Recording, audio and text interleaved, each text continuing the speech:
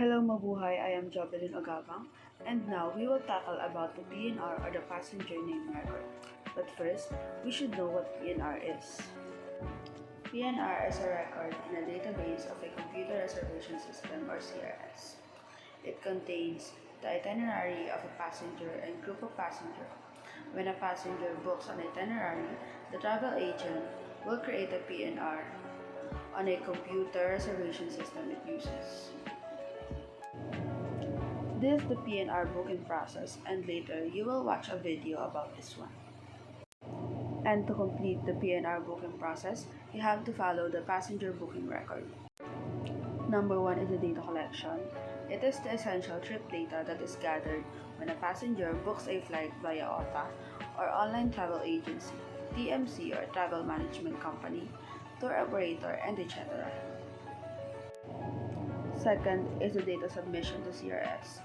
It is the data reservation that is transferred to the airline's computer reservation system. And just a fact, most airlines doesn't run their own CRS.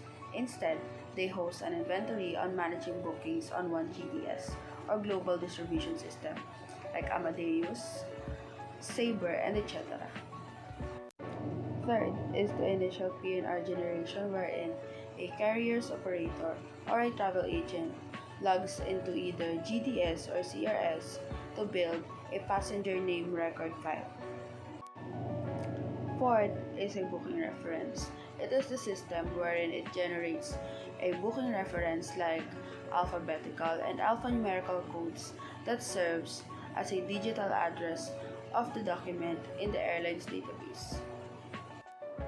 Fifth is the booking confirmation. This is when the travel operator sends an email with a PNR code to the passenger, and an airline ticket will be issued after the passenger pays the fare. And for the sixth step is the updates, wherein the agent can add new data element or can make changes to the record. PNR will be updated every time the reservation is altered. And last but not the least is the archiving, because when the trip of the passenger ends, the PNR will be automatically archived, which happens between 1 to 5 days after the final segment. And now we will talk about PNR codes.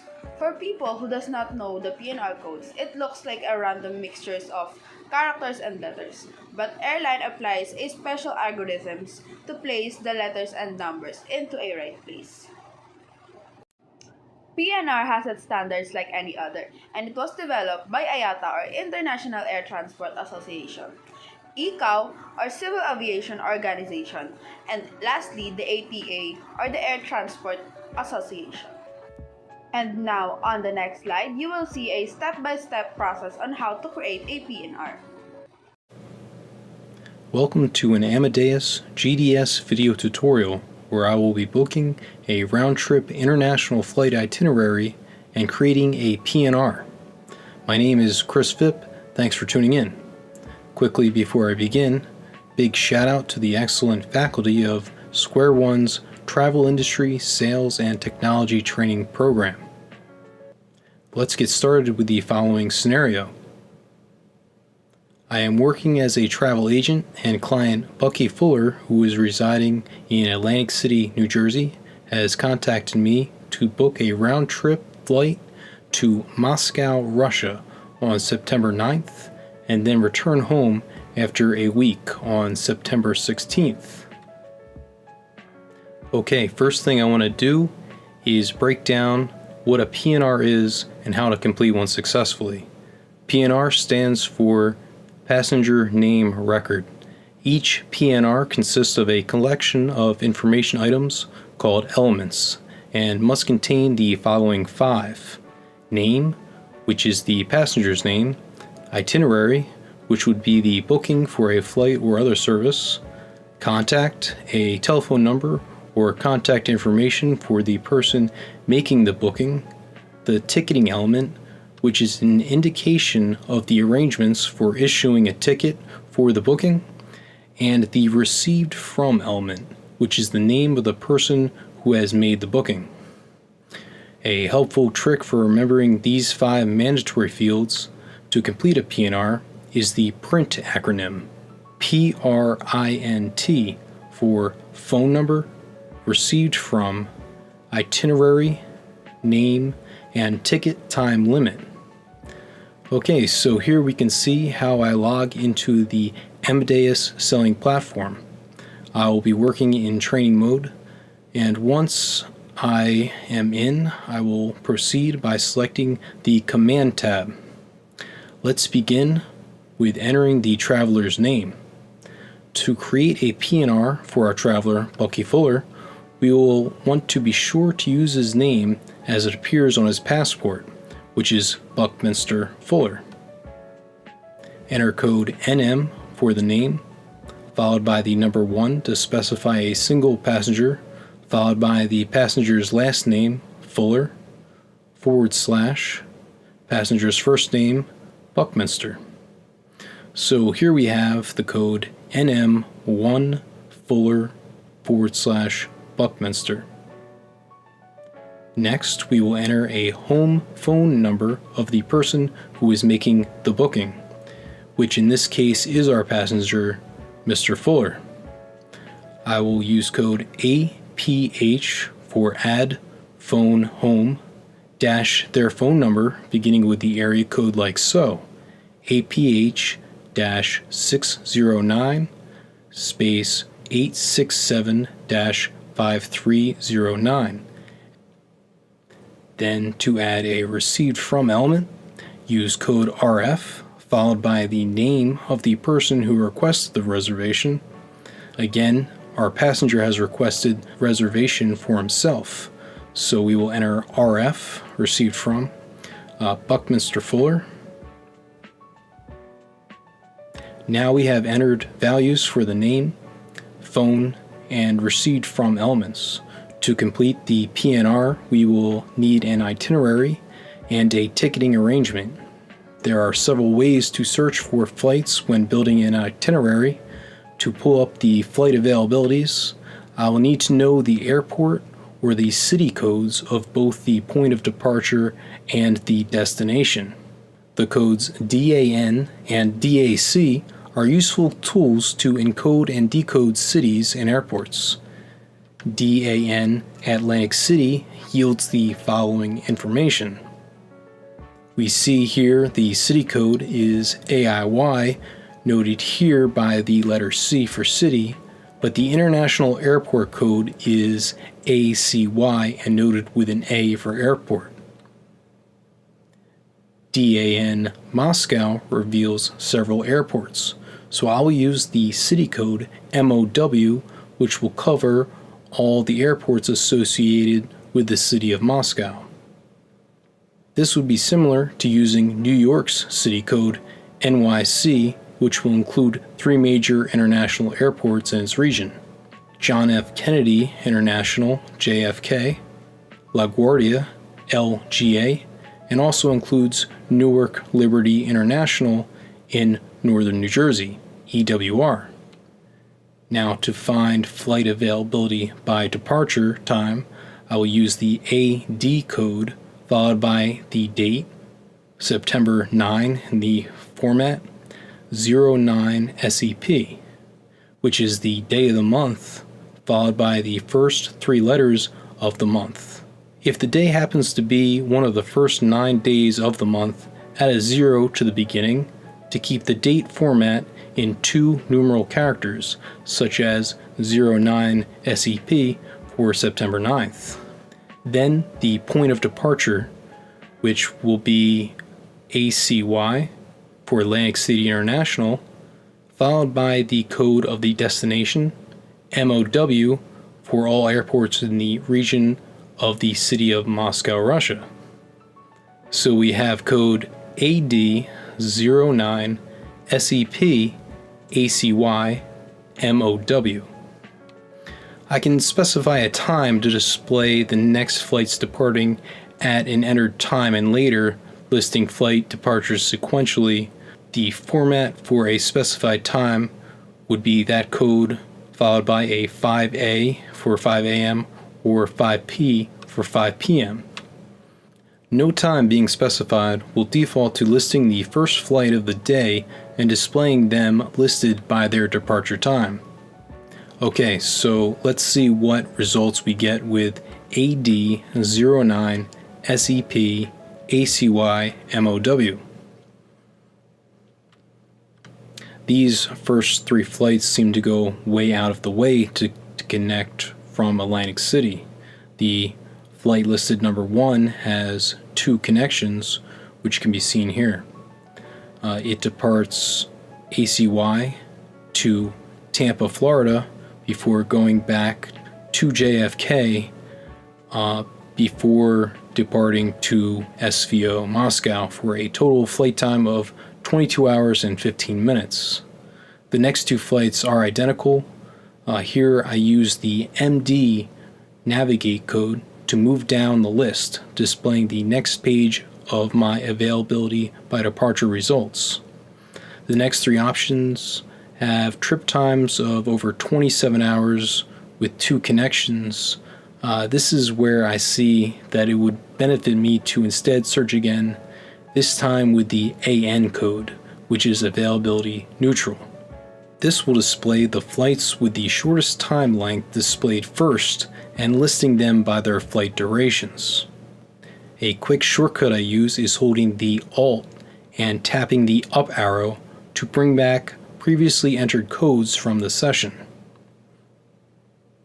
So now I have the code I used for the first results, and I'm going to change the AD to an AN by using the left arrow to move the cursor, and now we have AN09 SEP ACY MOW. The shortest flight available is nearly 16 hours and has 2 connections. It goes from Atlantic City to Atlanta, Georgia, and then back up to JFK, New York, and then to Moscow. The next 2 shortest options are nearly 17 and 19 hours, both with 2 connection flights. Since Atlantic City International Airport is not a major hub, it seems to be in my passengers' best interest to drive from Atlantic City and depart from Philadelphia International, a larger airport and about an hour drive. To check the airport code, DAN Philadelphia, which reveals PHL as our international airport code. Again, I'll use my Alt and up arrow shortcut and replace ACY with PHL. Now, our updated availability search will be AN09 SEP PHL MOW. Here we have a couple more practical flight options. The first 2 options listed only have 1 connection and are between 12 and 13 hours in flight duration.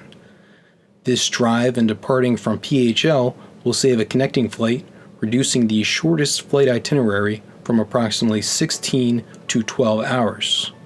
This makes more sense in this situation, and if our client is willing to drive approximately twice the distance to a New York airport departure, we can run the availability neutral search again with NYC as the point of departure. So we would enter AN09 SEP NYC MOW. This search reveals 2 nonstop flights from JFK International to SVO Moscow with no connection for a scheduled flight time of about 9 hours.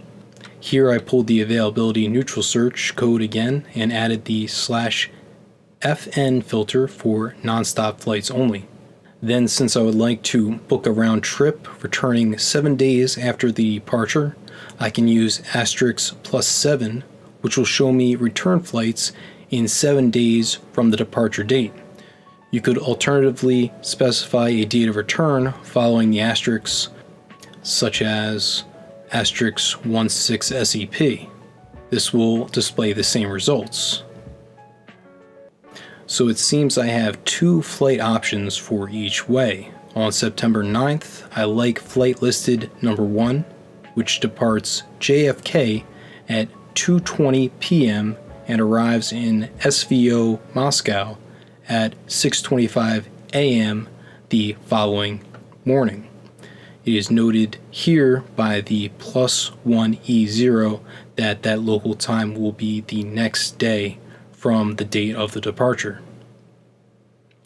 And for the return to the States on September 16th, I like flight listed number 12, which departs SVO Moscow at 2:25 p.m. and is scheduled to arrive at 5:20 p.m. the same day. Note that these times are local to the airport, so at a glance, it may appear to be 2:30 p.m. departure and arriving at 5:30 p.m., seeming like a 3-hour flight, but due to crossing time zones, this is not the case. The true flight duration is displayed very clearly right here, which is approximately 10 hours.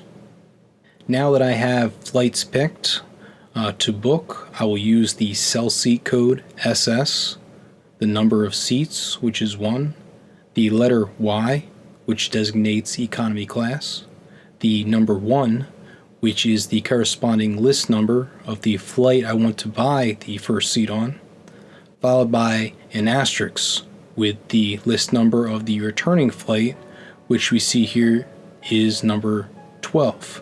So the code would look like this: SS1Y1*12. Now we can see the flight itinerary is added to our PNR. Here I type code FXX to display the fare price, approximately $4,070 USD. Now I will use the FXA code to find the lowest fare prices that are available for the same flights.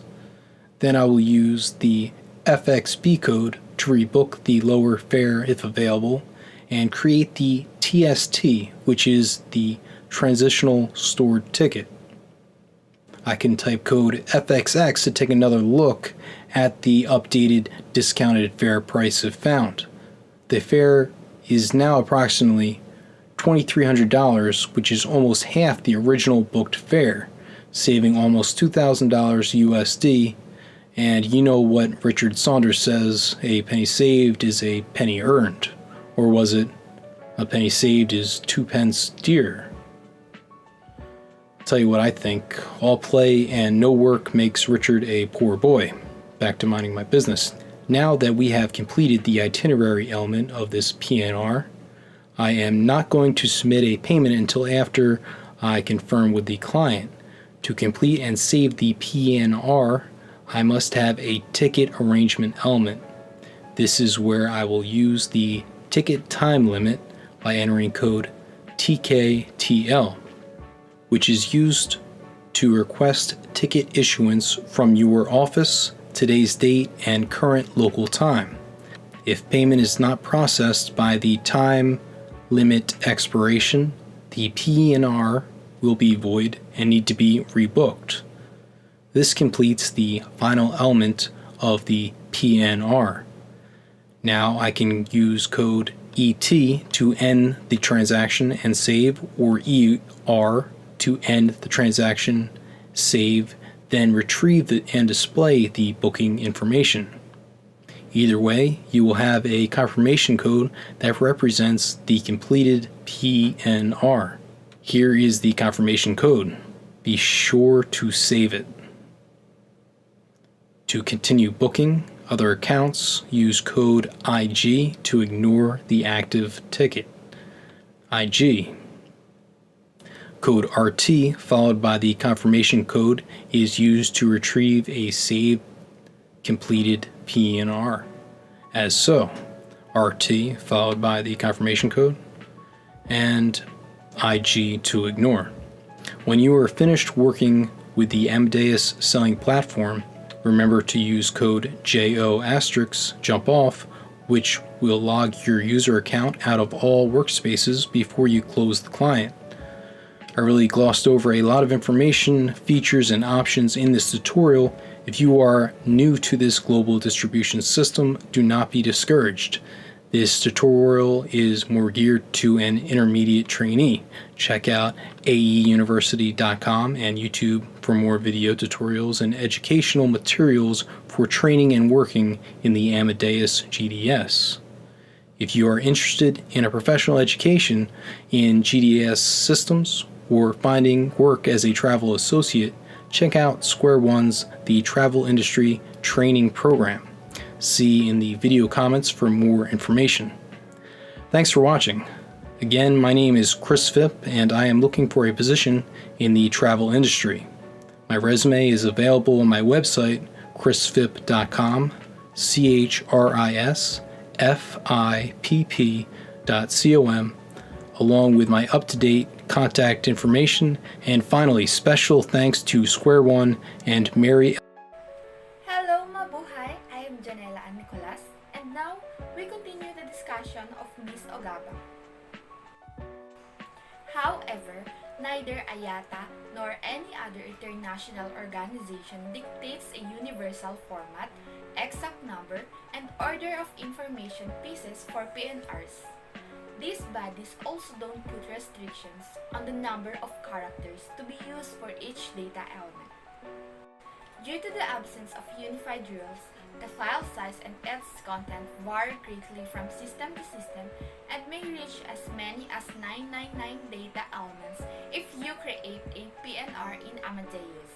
Regardless of the platform, much fewer components are used in practice, and only 5 of them are mandatory to comply with IATA or ICAO requirements. This is PNR data structure. First is mandatory elements are phone number, received from, itinerary, name of the passenger, and ticketing. The optional elements are payment method, credit card and details, frequent flyer number, meal preferences, and hotel and car rentals. Lastly, the SFPD elements are full name with middle, name or initial, date of birth, gender, and address number. To easily recall the most essential data elements, Sabre suggests using the acronym PRINT, which stands for P for phone, either e-travelers or travel agents to enable contact, R for receive from field, indicating the last person who was the made changes in the PNR, typically a passenger or travel agent.